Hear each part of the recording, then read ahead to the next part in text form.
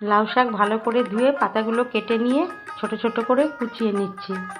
ডাঁটাগুলো ভালো করে ছাড়িয়ে নিলাম। কড়াইয়ে 3 টেবিল চামচ সরষের তেল দিয়ে একটু কালো জিরে ফোড়ন দিলাম। লম্বা করে কাটা আলুর টুকরো দিয়ে একটু ভেজে নিয়ে ডাঁটা দিয়ে দিলাম। ডাঁটাগুলো 1 মিনিট নাড়াচাড়া করে লাউ শাক আর পরিমাণ মতো নুন দিয়ে 2 মিনিটের জন্য ঢাকা দিলাম। এখন আমি মিক্সিতে 4 চামচ পোস্ত আর 4টে কাঁচা লঙ্কা দিয়ে পেস্ট বানিয়ে নিচ্ছি। লাউ শাক একদম মজে গেছে। দিয়ে দিচ্ছি 1 ছোট চামচ হলুদ গুঁড়ো, পোস্ত কাঁচা লঙ্কার পেস্ট। মিক্সি ধুয়ে অল্প একটু জল দিয়ে দিচ্ছি। আর জল দিতে লাগবে না, শাকের জলেই রান্না হয়ে যাবে।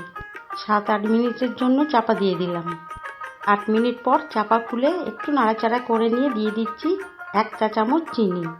মিষ্টি আর ঝাল আপনাদের পছন্দ মতো দেবেন। আরও 3-4 মিনিট আঁচ কমিয়ে নেড়ে চেড়ে শুকনো করে নিলেই হয়ে গেল লাউ শাক পোস্ত।